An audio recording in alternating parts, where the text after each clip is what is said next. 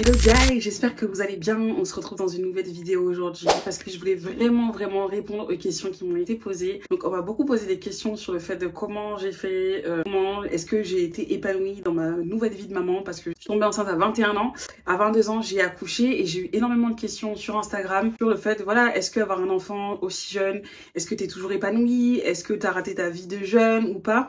Donc je voulais vraiment en parler pour un peu couper la glace et que vous puissiez un peu savoir ma vie de maman, comment j'organise tout ça et comment je me sens. La question qui est beaucoup revenue, c'est est-ce que tu as l'impression d'avoir gâché ta jeunesse en ayant eu un enfant aussi jeune? Et bien je vous réponds tout de suite, c'est non.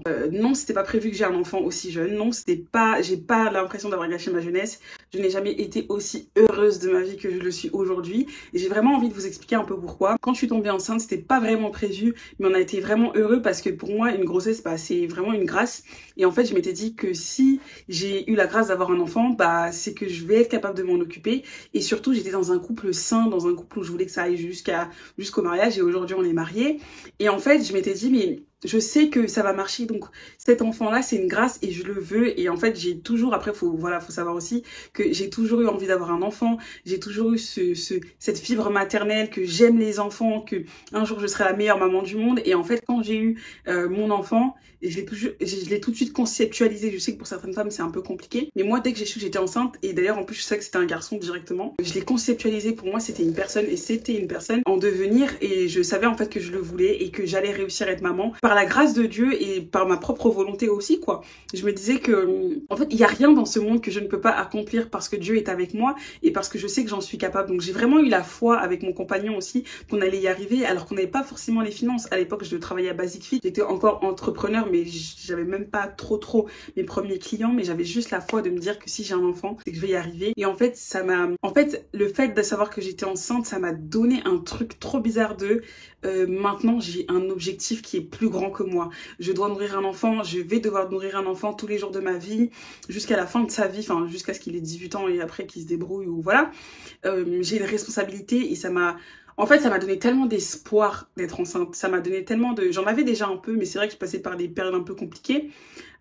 Psychologiquement, même si j'étais accompagnée avec mon copain du coup de l'époque, mon copain qui est mon mari, et que j'étais accompagnée aussi psychologiquement par des psychologues parce que je suis vraiment passée par des phases de dépression et tout. En fait, ça m'a donné un objectif et un espoir tout simplement, quoi. J'ai eu la foi et je me suis dit je veux cet enfant et je sais que je vais y arriver, quoi. Donc non, j'ai pas du tout l'impression d'avoir raté ma jeunesse et encore une fois, je pense qu'on n'a pas tous la même définition de ce que c'est de profiter de sa jeunesse. Certains c'est aller en soirée, boire, etc. Moi c'est vrai que j'allais pas trop en soirée et je ne vais toujours pas en soirée, sauf si c'est pour des anniversaires, etc. Je ne bois pas, je ne fume pas et en fait pour moi le plaisir n'a jamais été lié à tout ça. Moi, mon plaisir à moi, c'était lire des livres, c'était créer des projets, c'était écrire aussi des livres parce que j'ai écrit 2 ouvrages, Thérapie du sentiment amoureux et Madame de Bonchoin et la fille du tapissier. Et en fait, mon plaisir a toujours été d'en créer quelque chose, mettre au monde un projet. Donc en fait, le fait d'avoir été enceinte, ça a tellement conceptualisé ma vision de la vie, de créer quelque chose, de donner un héritage et de faire quelque chose.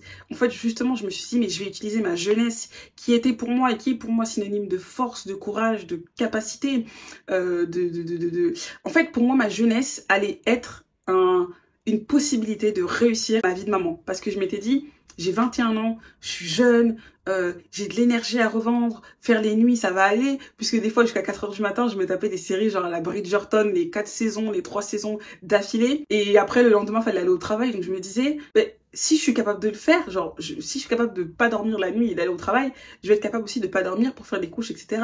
Donc en fait, j'ai conceptualisé, j'ai entraîné mon cerveau à se dire que c'était quelque chose de positif et de bien pour ma vie, qu'avoir un enfant, ça allait me donner des objectifs précis, que ça allait me donner quelque chose en fait qui allait me dire que toute ma vie, je suis obligée de réussir parce que j'ai un enfant et j'ai quelqu'un qui va compter sur moi. En fait, le fait d'avoir été enceinte m'a tout de suite responsabilisée, m'a tout de suite mis dans une bulle de réussir.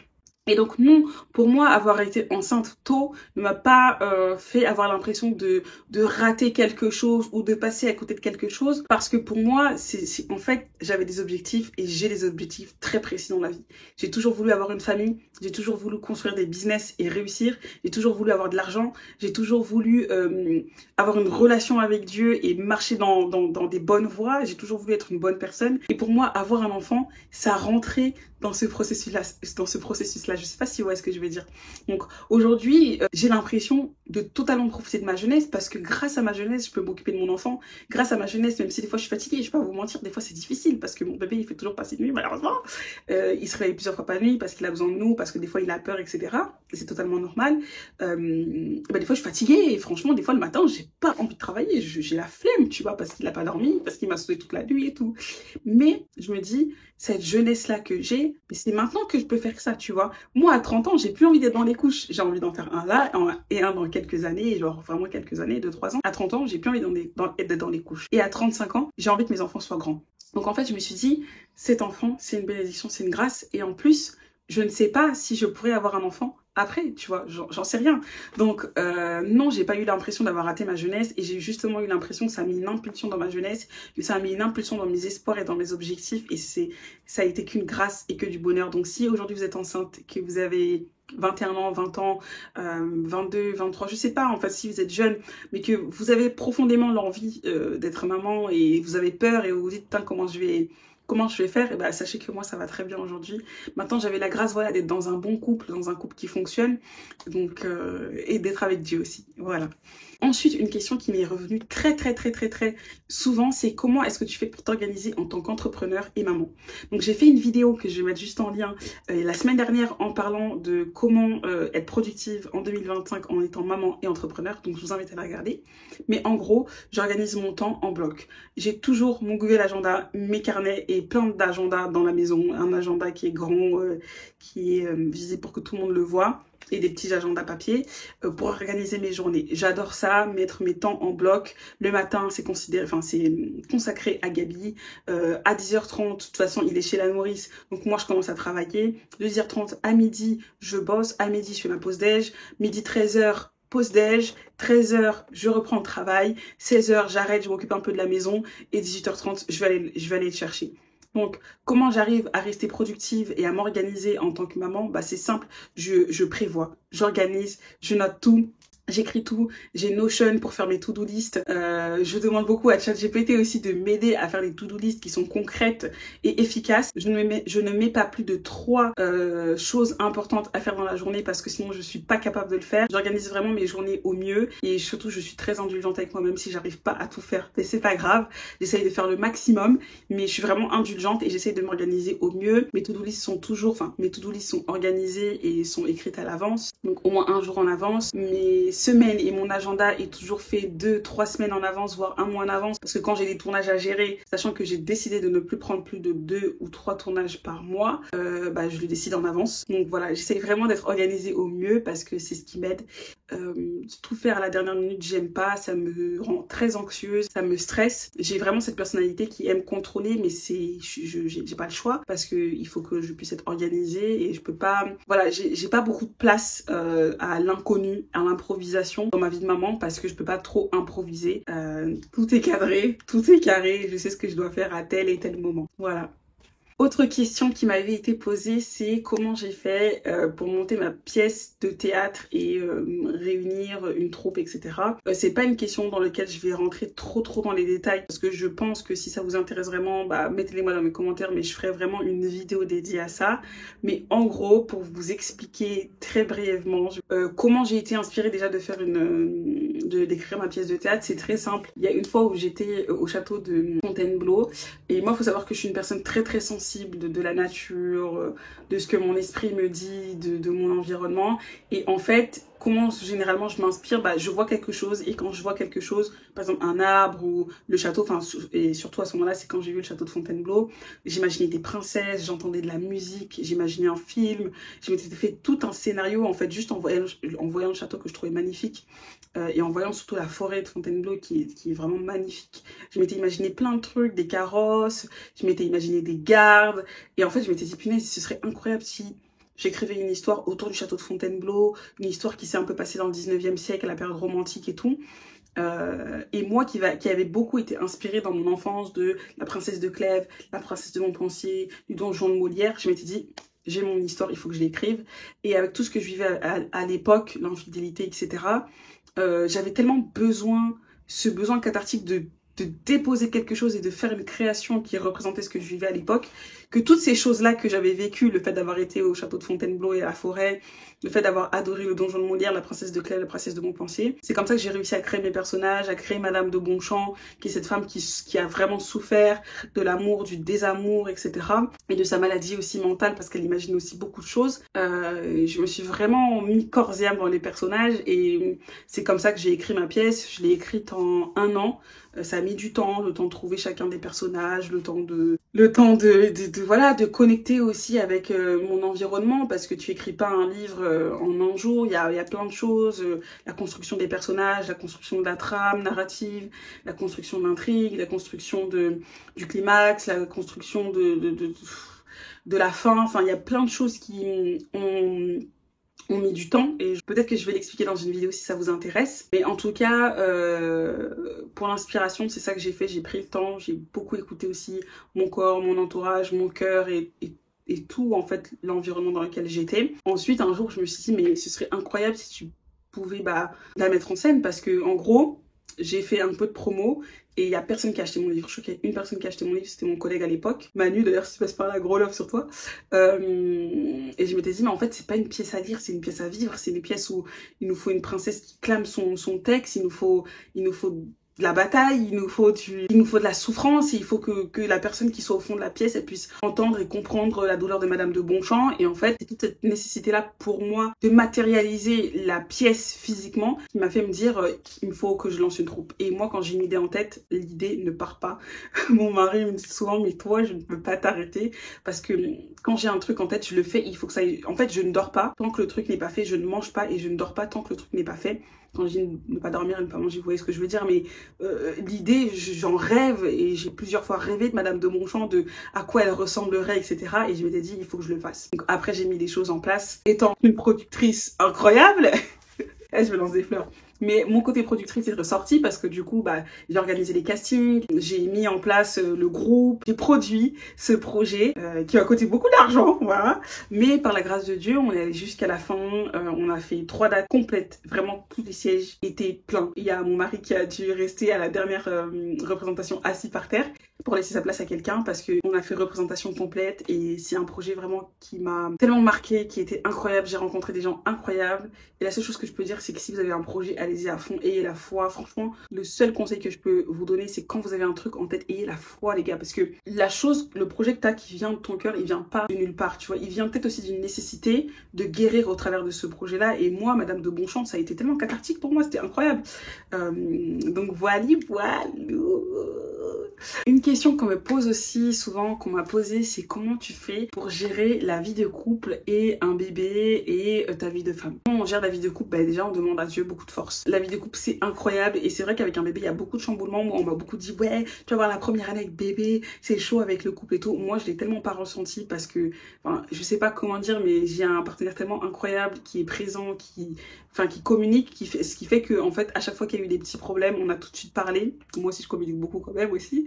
Donc à chaque fois qu'il y a des problèmes, à chaque fois quand je trouve qu'il est pas assez investi, quand je comprends pas certaines choses, je parle, je m'exprime. Des fois ça clash, des fois ça pleure, mais au moins à la fin on se l'est dit. Et il y a beaucoup d'indulgence, beaucoup d'amour. Donc je pense que pour gérer sa vie de couple quand il y a un bébé, il faut tellement communiquer. Je pense qu'avant d'avoir un enfant, il faut vraiment que les hommes travaillent. En tout cas, si tu as une mauvaise relation avec tes parents, je pense que c'est super important de travailler la paternité, de parler avec des hommes. Moi, mon compagnon, il parle beaucoup avec des hommes. Il a encore son papa qui est avec lui, qui est encore avec sa maman. Ça fait des années qu'ils sont mariés, donc il a une très très belle vision de la famille. Je pense que c'est très important pour les hommes d'être entourés d'hommes qui réussissent dans leur vie de famille, pour que ça leur donne envie. Parce que, moi, mon mari, en fait, pour lui, notre famille, c'est son combat. Notre famille, c'est son combat. Il rentre à la maison, il est tellement heureux, il est tout le temps heureux. Et moi, je me dis que mon combat, c'est que quand il rentre, il soit bien. Quand il rentre, qu'il y ait la paix. Tu vois ce que je veux dire? Et comme mon désir et notre désir, c'est la paix, on est obligé que ça aille bien, parce que je ne voulais absolument pas que ma première année, ce soit une année catastrophique où notre couple on est prêt à s'abandonner parce que c'est chaud, tu vois. Donc moi ma première année elle s'est trop bien passée et on est dans la deuxième année, enfin on est dans l'année et demie là, donc j'espère encore que ça va bien se passer. Mais les conseils que je pourrais dire, c'est vraiment beaucoup communiquer. Moi, comme je vous ai dit, mon partenaire il avait tellement besoin que je lui demande, que je lui dise, enfin que je lui exprime que j'avais besoin de lui, parce qu'en fait ce qu'il m'a expliqué c'est que dès que l'enfant est né, c'est comme si j'avais l'habitude d'être avec un enfant, tu vois. Il m'a dit, du coup, des fois, t'avais pas besoin de moi, j'avais l'impression que tu savais déjà tout faire. Et donc, c'est pour ça que je t'aidais pas forcément, parce que bah, je me dis, tu sais déjà tout faire. Il m'a dit, quand t'as commencé à exprimer tes besoins, à me dire, bébé, j'ai besoin de toi, j'ai besoin que tu m'aides, bah, je me suis sentie bien. Et moi, je disais, mais mec, j'ai pas besoin de te dire que j'ai besoin de toi pour que tu saches que j'ai besoin de toi, genre c'est logique. Et lui me disait, mais non, c'est pas une question de logique, c'est une question que ça me fait du bien. Et en fait, quand j'ai recompris que son langage de l'amour, c'est les parents l'encourageantes, mais en fait, lui dire, bébé, j'ai besoin de toi, est-ce que tu peux faire à manger ce soir, est-ce que... Bon, en fait, ça lui fait du bien. Donc moi, j'ai accepté, parce que pour moi, et je pense que les femmes, on va se reconnaître, déjà de faire à manger, c'est la base en fait. Genre, j'ai pas besoin de te dire. Mais comme ça lui fait du bien, je continue de le faire. Donc, répondre à son langage de l'amour, si c'est l'option pour avoir du bonheur à la maison, mais je le fais. Si je dois lui dire des choses, je lui dis. Même si des fois, c'est pas évident, tu vois, mais je le fais. Je pense que c'est super important de répondre au langage de l'amour de son conjoint. Je vous conseille de lire ce livre qui est incroyable, Les 7 langages de l'amour de Gary Chapman. Ça peut changer votre couple, de ne pas... En fait, de ne pas faire de votre langage de l'amour son langage de l'amour, mais de parler son langage de l'amour. Incroyable. Donc voilà le conseil que je pourrais vous donner. Et surtout aussi faire confiance à Dieu, remettre votre couple entre les mains de Dieu, c'est super important. Alors il y a une question aussi que j'ai trouvée super intéressante. Comment as-tu fait pour ne pas perdre ton identité en tant que jeune femme, en tant que nouvelle maman? C'est-à-dire, en gros, si je comprends bien la question qui m'a été posée, c'est comment tu fais pour passer de femme à maman à femme-maman? Et ça, je trouve que c'est une question incroyable parce qu'on n'en parle pas assez. Moi, il y a une grosse difficulté que j'avais, c'était de conceptualiser le fait que j'étais plus la même femme qu'avant. Parce que moi, dans ma tête, je pensais que non, mais c'est bon, genre je vais pouvoir remettre les mêmes vêtements. Non, mais c'est bon, je vais pouvoir mettre les mêmes chaussures. Quand j'ai accouché, j'ai pris une taille et demie de chaussures de pied et je fais du 43 aujourd'hui, puis du 42, 41. J'ai pris 20 kilos, donc j'étais, je sais plus à combien j'étais, mais en gros, à la fin, je faisais 85 kilos, je faisais 20 kilos de moins. Et j'ai même un peu atteint la part des 90, là j'ai un peu perdu du poids mais j'ai beaucoup grossi, et aujourd'hui j'ai perdu que 5 kilos comparé au poids que j'avais avant. Et en fait tout ça psychologiquement c'est difficile de se dire que mince, je suis plus la même femme que j'étais avant et j'aimerais bien le redevenir, mais tu peux pas le redevenir parce qu'aujourd'hui t'es maman, tu vois ce que je veux dire? Donc comment faire pour ne pas se perdre? Il faut être super indulgente. En fait déjà ça met du temps. Déjà psychologiquement ton corps il a changé. Moi me dire que j'ai grossi, oh mec il dit t'as pris un peu de poids, et je là non moi j'ai pas pris de poids et tout, qu'est-ce que je raconte et tout, toi t'as pris du poids, regarde ton ventre, c'était trop mignon.